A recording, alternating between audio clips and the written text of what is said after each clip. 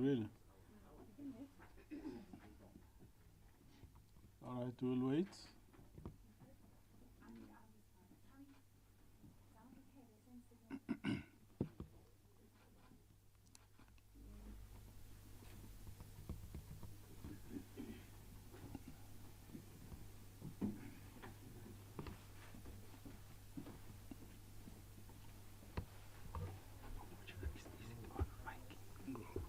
This one. Yeah, this one. Oh, is it on? This one's. Yeah.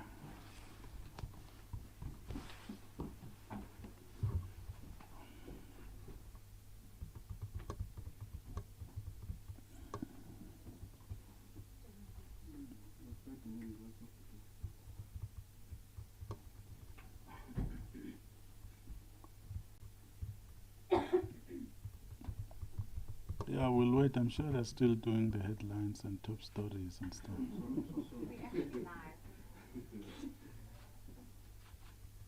Yeah, live on top stories. Okay, if we are live, let me say that we are 26 days to the start of the National Senior Certificate Examinations. That's a very important message. And we urge all communities to support the learners as they prepare.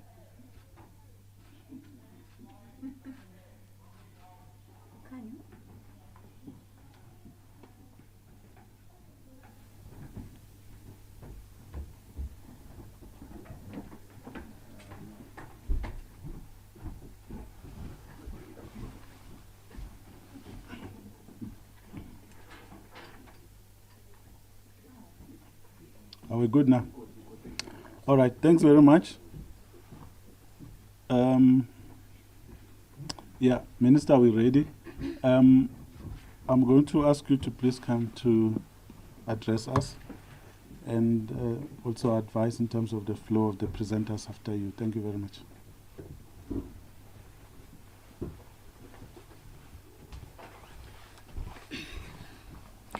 Thank you very much, Elijah. Good morning, colleagues.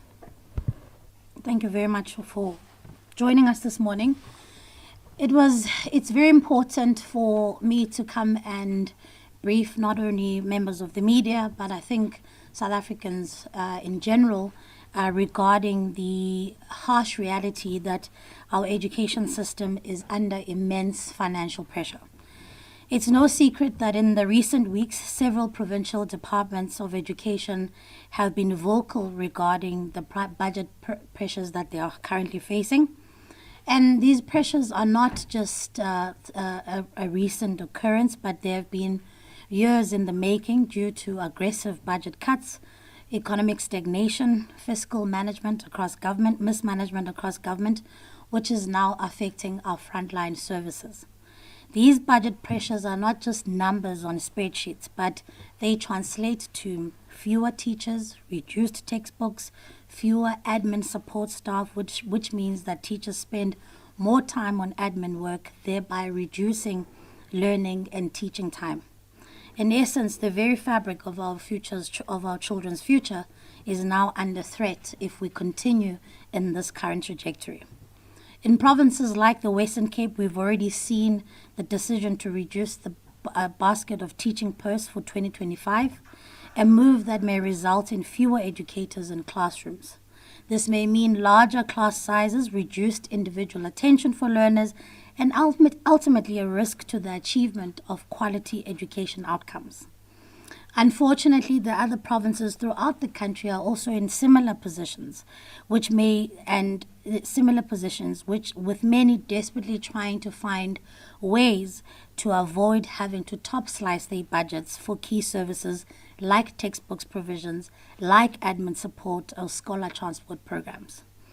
The Deputy Minister and I have been in constant engagement with the provinces to support them during this challenging time. We have committed ourselves to doing everything we can to stabilize the system and have appealed to provinces to retain the basket of posts that they currently have in order for us to not affect the frontline services or compromise the education outcomes that we desperately want to improve. We must also appreciate the work that the provinces have done around the clock to help the sector stabilize and to get to grips with these challenges. I have witnessed MECs working tirelessly with their provincial departments to protect teaching and learning in our schools. We are faced with a pending national crisis, one that affects not just learners, but our teachers, our principals, and broader communities.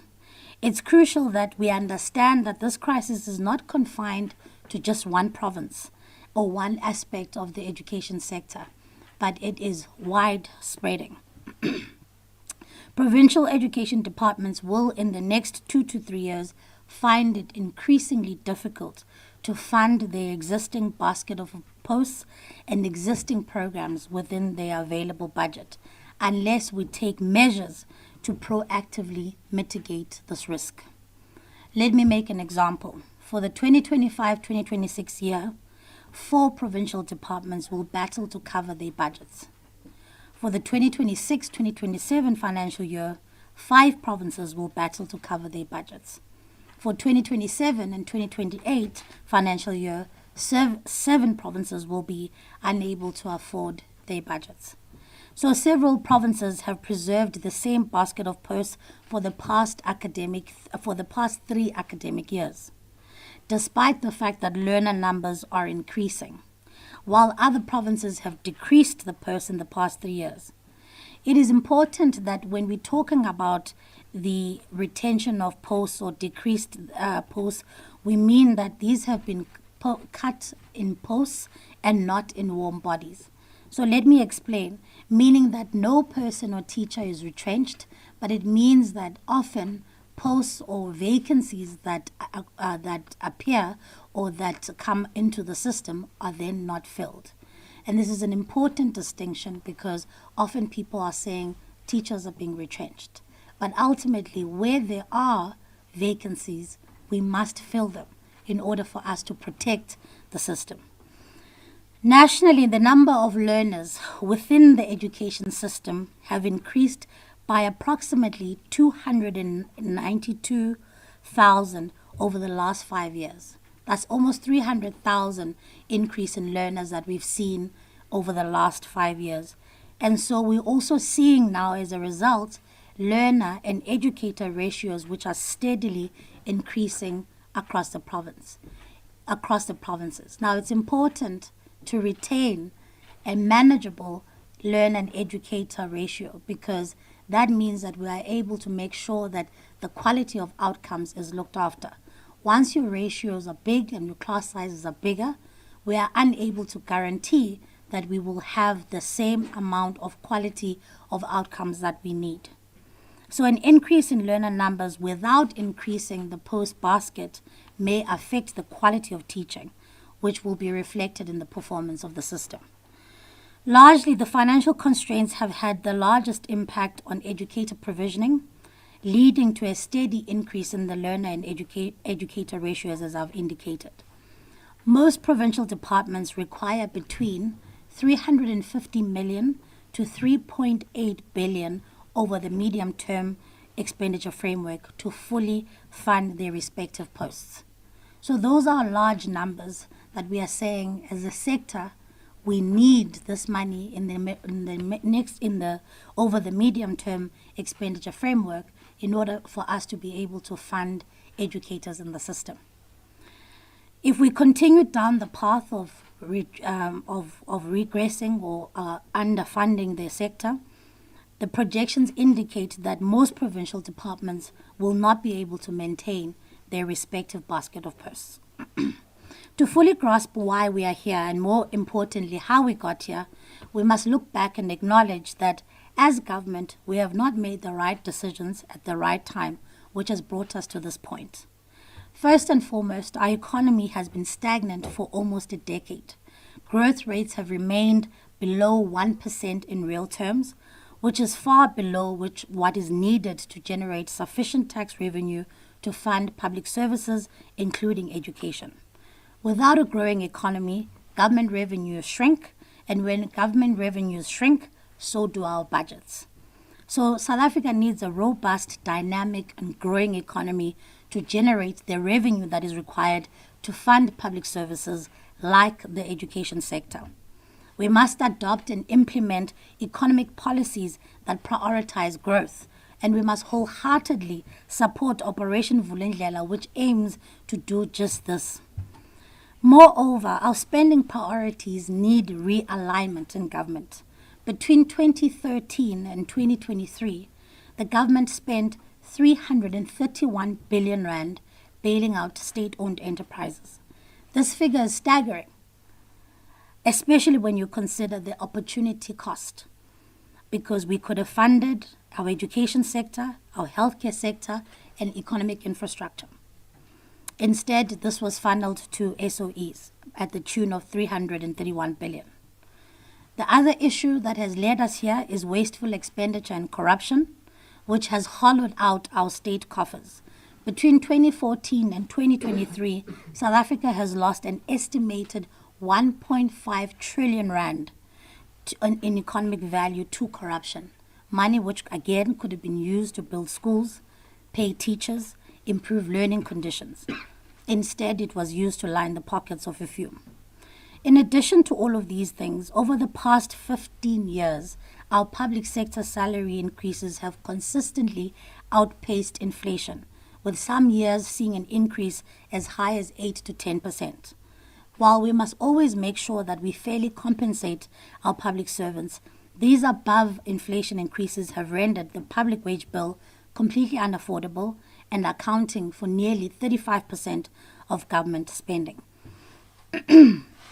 So, colleagues, in response to the crisis that is facing particularly the education sector, I have convened 2 special meetings of the Council of Education Ministers. These meetings have brought together MECs from across the country, and we've conducted a thorough analysis of the budget challenges that each and every province faces.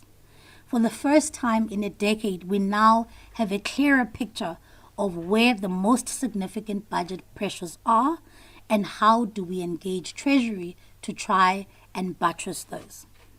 And so as a result, I have also requested an urgent meeting with the Minister of Finance to discuss the matter further. I am grateful to Minister Godongwana for his cooperation and support on this important matter. We are also grateful and appreciative to Treasury's willingness to engage with the education sector. Ultimately, a solution must be found in order for us to protect frontline services. In addition, I've also requested the convening of a political 10 by 10 meeting, which is a meeting that is co-chaired by the Minister of Finance, the Minister of Basic Education, the 10 provincial departments of education, and the 10 provincial treasury departments. Again, this is designed so that we can work together and find solutions. First, immediate solutions to try and salvage the situation, but also we need to look at longer-term solutions on how do we make sure that we protect the critical services that we need in our schools. And so, yes, the budget crisis right now may be the provisioning of posts, but believe you me, in no time it will start to encroach on goods and services. It will encroach on the provision of LTSM learning materials like textbooks. And so we've got to do everything in our power to protect frontline services as much as we can. On a longer term, we need to make sure that we are fixing the economy, which is critical for our education. Education is not just another expenditure, it's an investment in the country's future. So a well-educated population is the very foundation of a prosperous and innovative economy. Without it, we cannot hope to address the unemployment crisis or compete in the global economy. In the long term, we must prioritize the following. We must prioritize increased investment in education to receive a larger share of the national budget, ensuring that we have enough teachers, quality infrastructure, and adequate resources. We must also make sure that we focus on teacher development to make sure that we are upskilling our teachers. We must make sure that we are also investing in technology in education so that as we enter the digital age, our learners are not left behind. And we must invest in the appropriate infrastructure, eradicate unsafe infrastructure such as pit latrines. This is absolutely critical as we're prioritizing, because in a shrinking environment where we've got shrinking financial resources, we have to make sure that we are prioritizing. Ladies and gentlemen, our education system is the very bedrock of our nation's future. While we face significant challenges, these are not insurmountable. It's very important to remember that these are big challenges that are facing the sector, but they're not insurmountable. If we work together as government across the departments, we can find solutions. And that's why I'm appreciative of the Minister of Finance's willingness to engage us. I'm appreciative of the MSC's willingness to open their books so that we, as the team here at DBE, can have a thorough analysis of what it is that we are looking at. But I also want to thank our stakeholders, such as the teacher unions, that I have also sought to engage and update on where we are with this crisis. I would also like to also thank the ELRC for their cooperation and support always in this matter. And so as I conclude, it's important to note that yes, these are big challenges, but we have to find short-term solutions and longer-term solutions. And we can do so, but we have to make sure that whatever we do, we protect the frontline services, which is making sure that our teachers and our schools are looked after. Now I'm going to ask Mr. Faker to come through, and he's going to explain to us how teacher provisioning works, what the process is, and he'll be followed by the CFO. Thanks, Elijah.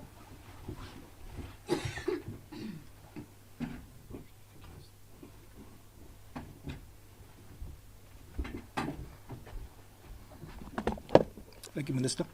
Good morning to everybody. The process of the post-provisioning consists actually of two steps.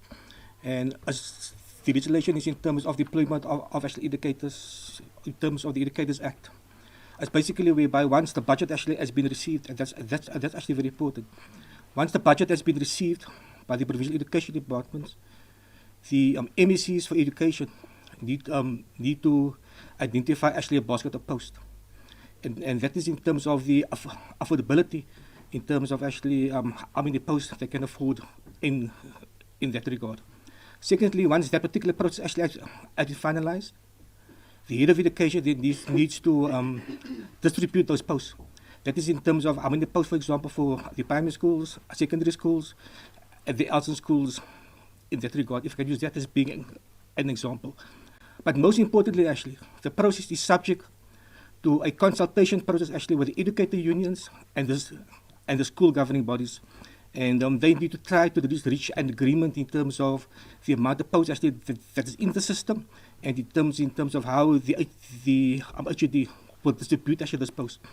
This particular process must be finalized by the 30th actually of September, whereby the schools must receive the staffing establishments and start their planning with for effect actually of the upcoming year in that regard.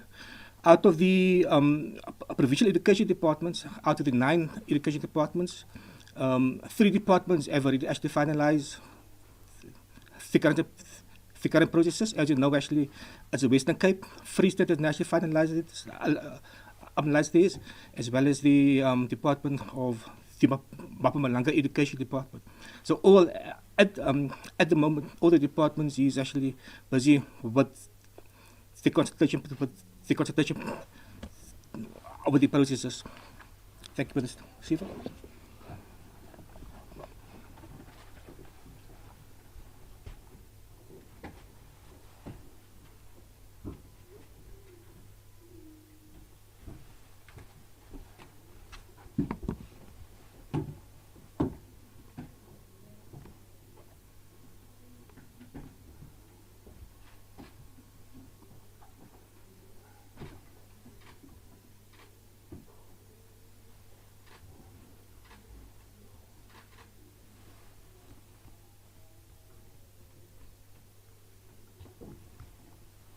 Yeah, I'm going to talk to the current budget pressures throughout the provinces, and I'll deal with that per province.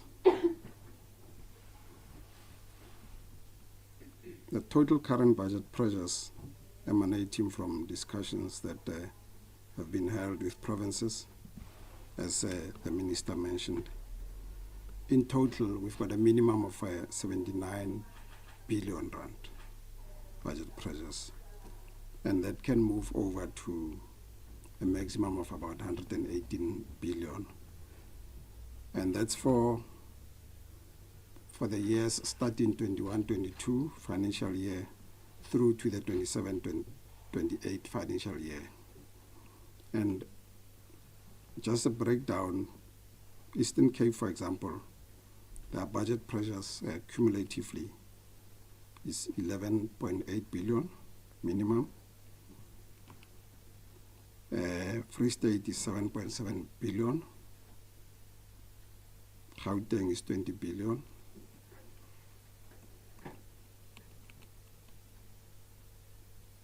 KZN has a minimum of 26.7 billion, moving over to about 38 billion. And the reason why we're showing minimums is that for some provinces, the information we got was not throughout up to 27-28. For example, Free State gave us information up to the year ending 26-27, meaning the year ending 31st March 2027. That's why we mentioned a minimum of 7.7 billion, but the maximum is about 9.7 billion. With KZN, for example, we said their minimum is 26.7 billion, but their maximum, if we push it through to the 27-28 financial year, goes up to 38.9 billion. Limpopo has a minimum of 546 million, but if we extrapolate that to 27-28, it goes up to 2.1 billion. Then Mpumalanga has a minimum of 4.3 billion, but if we push it through to the outer year of 27-28, it goes up to 17.2 billion. Then Northern Cape has got a minimum of 2.2 billion, and then the maximum is 8.5 billion. Northwest has got a minimum of 692 million with a maximum of 2.7 billion. And Western Cape has a minimum of 4.4 billion with a maximum of 6.3 billion. Yeah, so that's the extent of the budget pressures that have been presented to by provinces. Thank you. Thank you.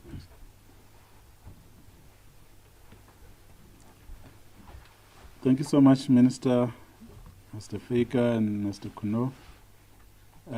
Colleagues, we can now take questions here in the room as well as those on WhatsApp. Ishmael, do indicate to me if there's anything on the WhatsApp so we can start that. There's nothing for now? Okay, that's fine. Let's come back to the room. Any hands on the remarks by the Minister as well as the presentation by Mr. Kuno and Mr. Faker? Okay, Heidi, I see under your hand. Please go. It's Heidi Jacos from ENCA. Sorry, if I could just ask for you to just repeat some of those figures because you were very low, so we couldn't really hear. I was trying to get your attention to just speak a bit louder. And then, Minister, I know that you've indicated that you called for a meeting with the Minister of Finance. I just want to ask in terms of whether or not you think this is going to be the only approach to deal with this. We know that the medium-term budget policy statement is going to be released on the 30th of October. But do you think that there is capacity in terms of your engagement so far with the Minister that there will be capacity for additional funding for the department? Thank you. All right, thanks, Heidi. Do you want those numbers on record or you just want the figures for your own reporting? I struggle to hear, so maybe if you could just repeat them. I don't know. Okay. Mr. Kuno, please come back. Yeah. He's not excited to save his numbers. Eh? He's not excited to save his numbers. He's as depressed as the figures. Yeah, I know. Apologies. I heard Elijah when I was sitting there that he wasn't speaking loud, so I thought that's how it goes. No. Let me start by saying the total budget pressures. We've got minimum and maximum. Total for all the provinces is 79 billion rand, and it's ranging from pressures which would have started in the year 21-22 projected throughout to the year 27-28, meaning 31st March 2028. That's why we say it's 27-28, because it's not a calendar year. It's a year that cuts through another year. So the minimum is 79 billion, as I said. The maximum is 118 billion. That is only up to 27-28. And the reason why we've got a minimum and a maximum is because not all provinces gave information ranging from 21-22 up to 27-28. So you'd have a province which gives you information up to 27-28 because that information is available. But then you'll have other provinces which give you information only up to, say, 26-27. Then one would have to project be conservative and project the next year or the following year's pressures, because obviously if you have a pressure this year, if you say I can't pay my salaries this year and my salaries are 1 million and we give you just 1 million, chances are you won't be able to pay salaries again next year. So if you say you've got pressures this year of 1 million, it means next year and the other year and the other year, you still have to pay those fixed costs like salaries. So that's why you've got minimum and maximum. So let me go province by province, minimum and maximum. Eastern Cape has projected up to 27-28, so there's no minimum and maximum. So their projection is 11.8 billion. Free State, their minimum is 7.7 billion. And the maximum is 9.7 billion. Gauteng, like Eastern Cape, have projected up to 27-28. So they don't have a maximum and a minimum. So their projection is 20.5 billion. KZN has got a minimum of 26.7 billion and a maximum of 38.9 billion. Limpopo has got a minimum of 546 million and a maximum of 2.1 billion. Mpumalanga has got a minimum of 4.3 billion and a maximum of 17.2 billion. Northern Cape has got a minimum of 2.2 billion and a maximum of 8.5 billion. Northern Cape has got a minimum of 692 million and a maximum of 2.7 billion. Western Cape has got a minimum of 4.4 billion and a maximum of 6.3 billion. So in total, as I said, the total minimum is 79.1 billion and the maximum is 118.2 billion. I hope I was more audible. Thank you.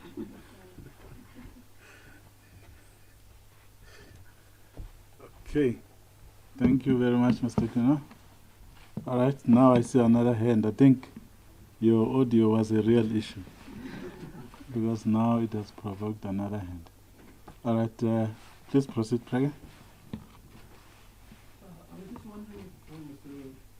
Kuno can explain in a little more detail,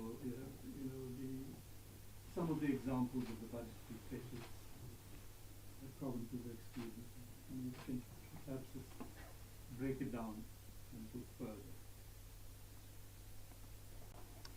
Yeah, I suppose you need to ask specific questions because he gave a breakdown, so I don't know. Is there What a are you looking breakdown for? in terms of teacher provision? What is the breakdown for that? What is the breakdown for LTSM? Okay, You know? now it makes sense. Okay, that's fine. Let's go to the WhatsApp line. Ishmael? Thanks, Chairperson. Praga, please switch off. Thank you. Thank you. We have one question from Tamakan Business Day. Minister, to what extent are provincial education departments trying to protect the poorest schools from these cuts, given that they serve communities that cannot afford to pay fees to help cover the cost of hiring extra teachers through the school governing boards? Thank you. All right, that's fine. Thank you for that. Okay, seeing another hand now. Thank you. Please proceed. Good morning. Raymond from the Print. I just want to clarification, is this the budget phase that you spoke about is only for teacher position, or does it also cover other things like scholar transport and fees? Clarity on that. And do you perhaps know if there's a breakdown per province, how many contract positions will be affected, and what is the vacancy rate per province if you won't be able to afford it, because there isn't a budget for those positions? Thank you. All right. Thanks very much. Ishmael, back to you. Thanks, Chair. There's a similar question to the previous one. Chevron Boysen, Cape Times. How many vacancies do we have nationally, and how many might not be filled due to the budget crisis? All right. Thanks very much. Yeah, Minister, please go first, and then perhaps Mr. Kuno. I think the other questions are for Mr. Faker. Thank you.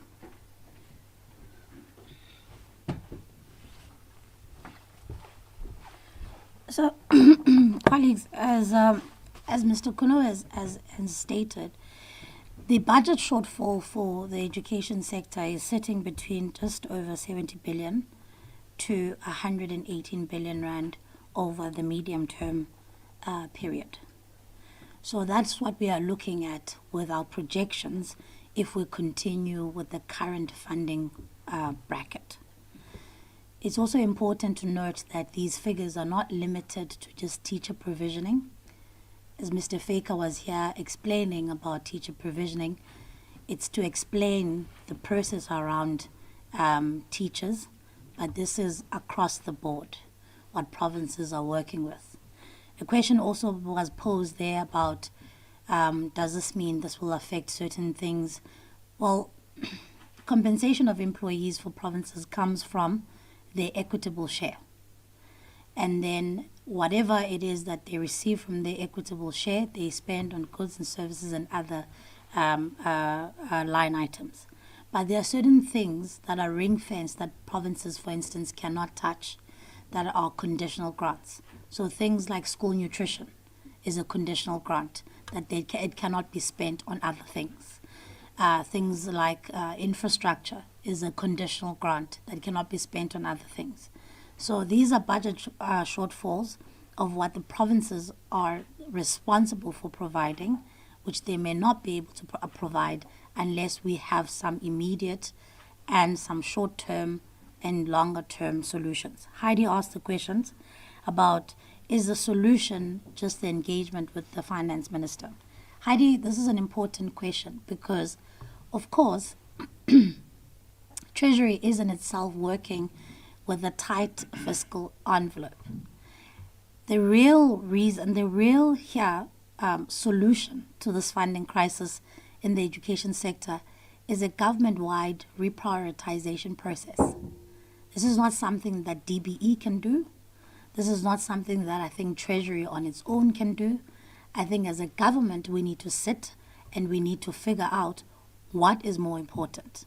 And in my view, in a fiscal environment this tough, you have to prioritize things that matter the most. Teaching, healthcare, policing. When we talk about prioritization, we have to mean it. We are now, it's 5 to midnight, and we literally cannot fund things that are not critical. So Heidi's question is an important one, is that is your engagement with Treasury enough? It won't be enough if government does not take a whole wide system approach of saying how do we prioritize the most important things in a country. And that's what we have to do for the next 3 years. And so the engagements now, Heidi, are really targeted at saying we need immediate solutions now as you head to the medium-term budget policy statement next month. There are certain things that we need an immediate solution on now. But when we're looking at the projections that the CFO has given us here, 118 billion is not going to arrive by simply moving things around. We're going to have to be brutal in how we prioritize as a government, not as DBE or as Treasury. As the South African government, we have to make a decision on what is more important to us. And I think that it's clear there are certain things that are more important. We got a question from Tamar Khan from Business Day. Excuse me. Sorry, colleagues, I am a little ill. What are provincial departments doing to protect the poorest schools?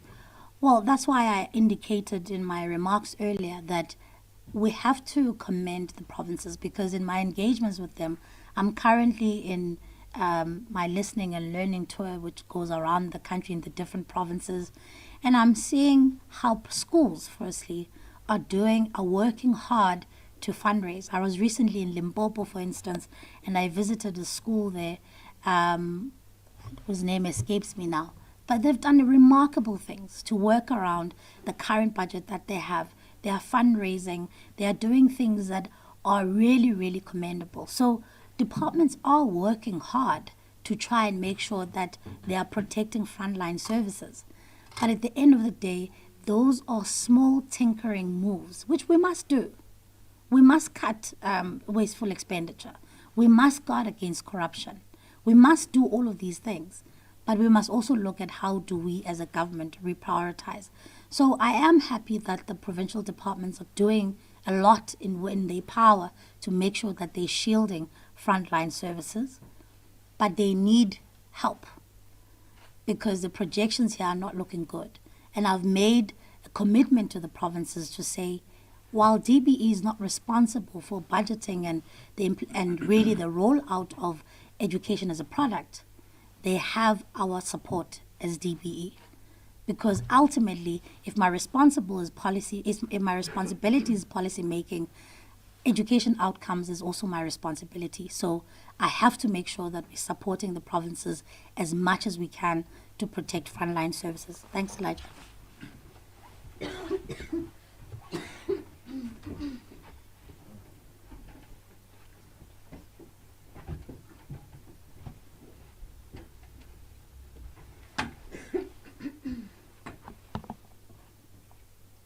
Yeah, one question was a request for a breakdown of the budgetary pressures.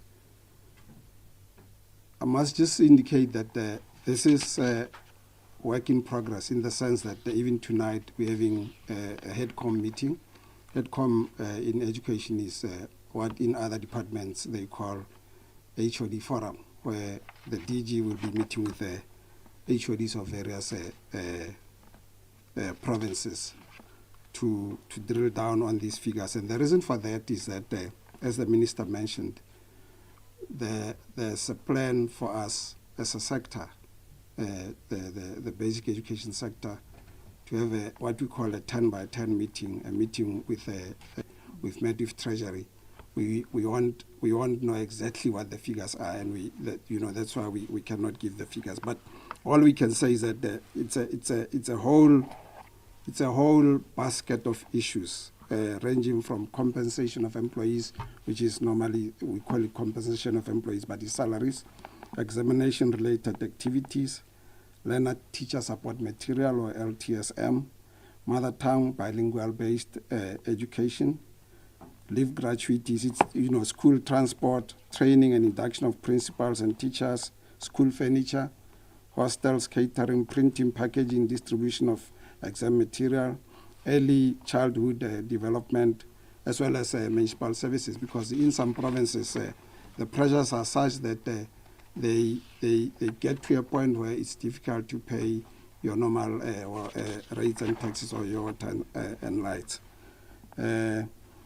Equally, the other question that came through as well was around how many vacancies are there nationally and provincially. We are not able to give that information now for the same reason. Thank you.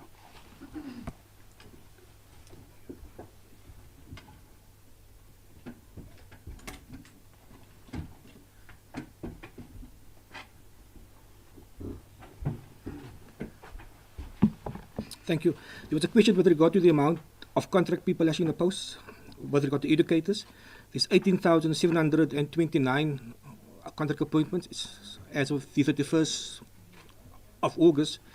The other question with regard to the vacancies, but what I can add in terms of what actually the CFO said, is that there should not really be actually any vacancies within the system itself. For the main reason actually that the provincial education departments, once a post becomes actually vacant, they're either allowed to fill a post with regard to a substitute educator, or alternatively actually that they can fill that post in terms of a contract aider until such time actually that they're in a position to actually advertise actually this post for it to be filled on a permanent basis. Thank you, Minister.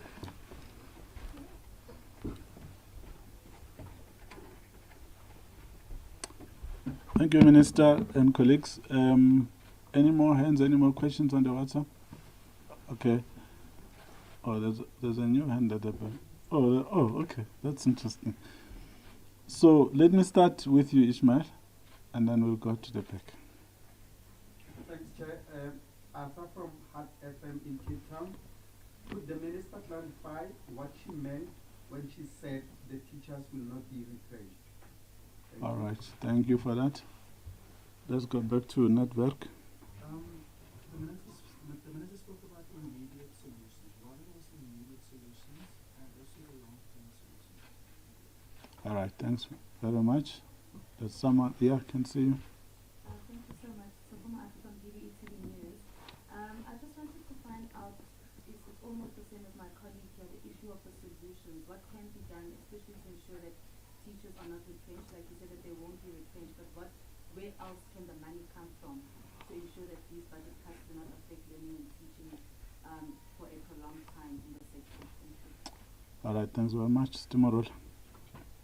Mine is more on the Bella bill about the process that has been put on hold over the next 3 months. Is there an update regarding negotiations that are happening behind the scenes? Thank you.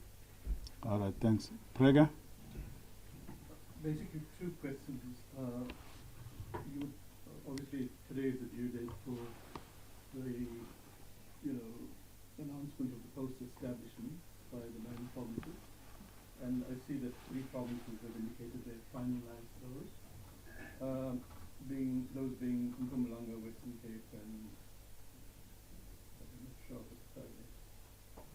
But just wanted to check regarding those 3. We know Western Cape has indicated 2,400 posts. The post basket would be reduced by that number. Any indication regarding the other provinces whether they are planning to reduce their post baskets? And when will the other 6 finalize their post establishment? And then, sorry, the second question is perhaps unrelated, but just out of interest, wanting to know whether the South African Democratic Teachers Union has invited the Minister to today's National Congress, and whether she will be attending that. All right, thanks very much for that. I think that's all for now. Minister, I'm going to ask you to please come again. Thank you. I'll wrap up. I think that's it now. Okay. All right, I'll wrap up, Elijah. I think I will be able to answer the questions that have been put.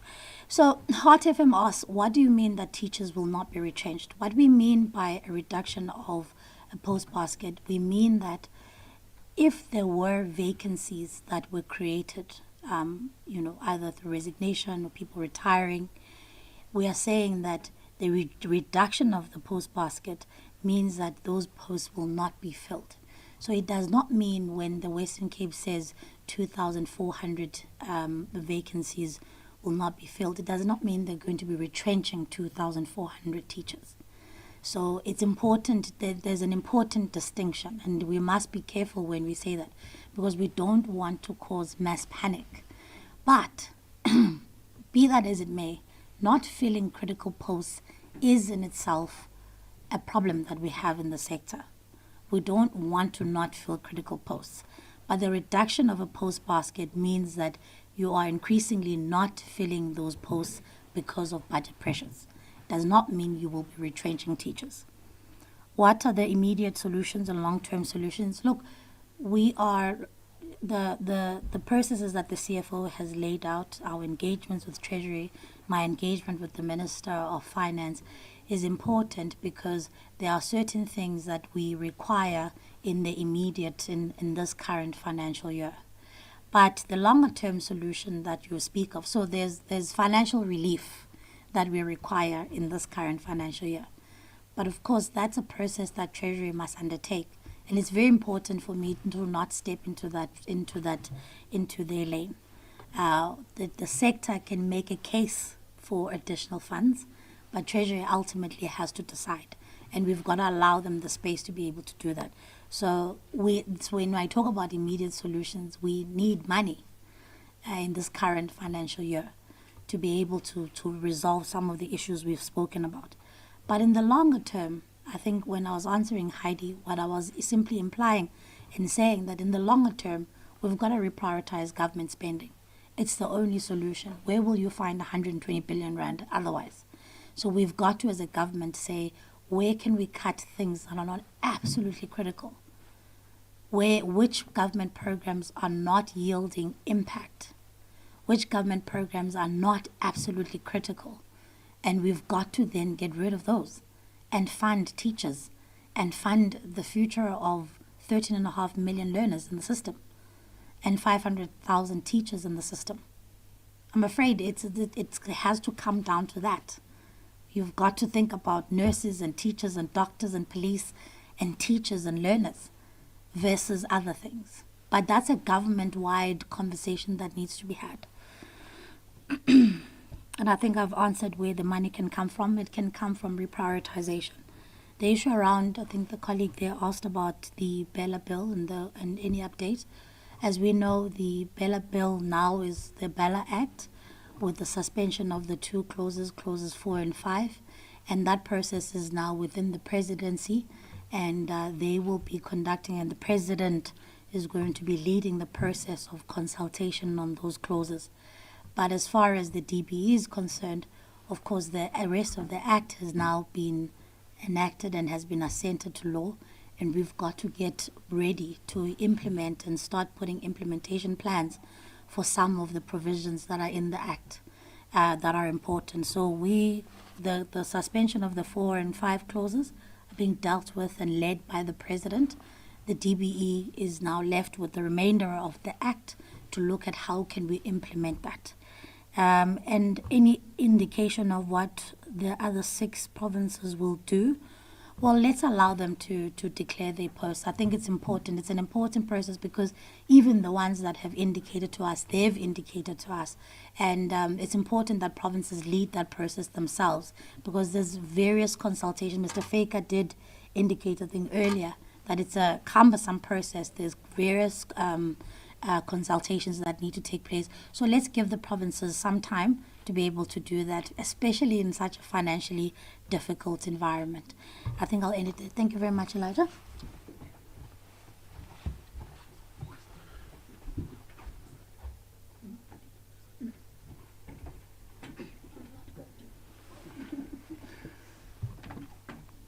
All right, colleagues, thanks very much. We're going to end it right there. As you can tell, the minister's voice is struggling. Thanks very much for attending. I know some of you have already made requests for one-on-one interviews and stuff like that. We'll handle that outside this process, but for today, let me thank you very much. We really appreciate your support. Have a great day.